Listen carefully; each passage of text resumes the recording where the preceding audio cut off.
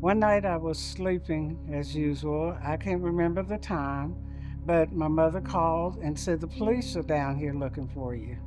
And I said, the police? Oh my God, what have I done? It was two officers. One looks at the other one and he said, are you going to drive her or do you want me to? We get in the car, lights are flashing, sirens are going, and we're flying up the interstate. And I finally said, can I ask what's going on? And he said, there's been a fire and there's a fatality. It is all that he would say to me. Well, then they came over the radio and they said, she's no longer at St. Francis. She's been transferred to Charleston General. And so we arrived at General and they ushered me in, and there were two lines of chaplains standing there saying, if you need any help, just let us know if you need any help. And I'm still wondering what in the world is going on.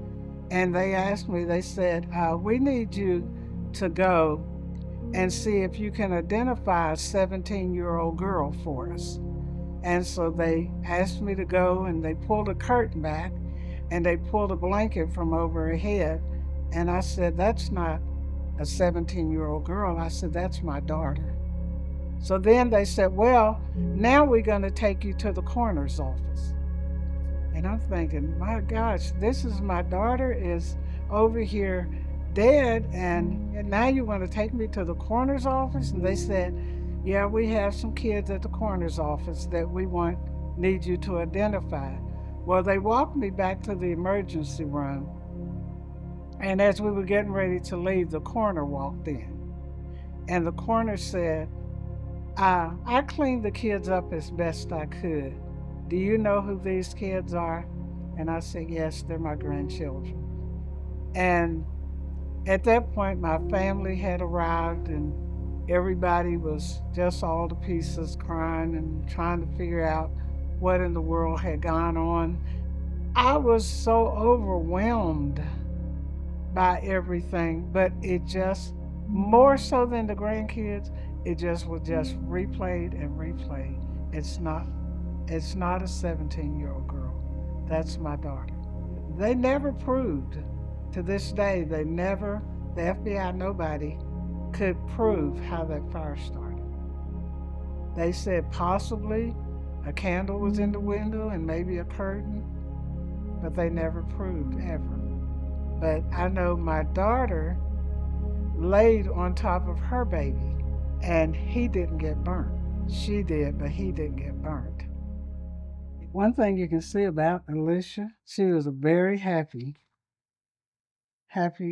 young lady, loved to dress up, but all her pictures you'll see is beautiful smile, constantly smiling all the time. God helped me because of my husband passing 4 years earlier. I asked God one night, why'd you take my husband? Why'd you take him? And as plain as I'm talking to you, he said, I didn't take him. I rescued him from the things that were coming that were associated with cancer, the things that were lying ahead. I mean, it was just like I heard that voice say, I rescued him. And so now when people say, but why? And I said, think about it. He rescued them. He rescued them from the pain, the suffering. So now I can tell somebody else when they say, but why did God take him? He didn't do that to hurt you. He didn't do that to be mean to you. He did that to rescue them from. And do we want them to come back? Or do you realize we're all gonna die? It's all of us are gonna die. What are you doing to get things right with God? Yea, though I walk through the valley, but I don't pitch a tent. I don't stay there. See, and that's me in grief. I'm not gonna stay there. I'm not gonna live there. I'm gonna walk through that valley so that if I can't walk through, then I can't testify to you about how God helped me. But God is able. He's more than able, to help us in every situation, in everything that we go through. And so I just thank God. I thank God all the time for just being such a blessing in my life and a help, and knowing every day there's nothing but His goodness, His grace, and His mercy that I can make it.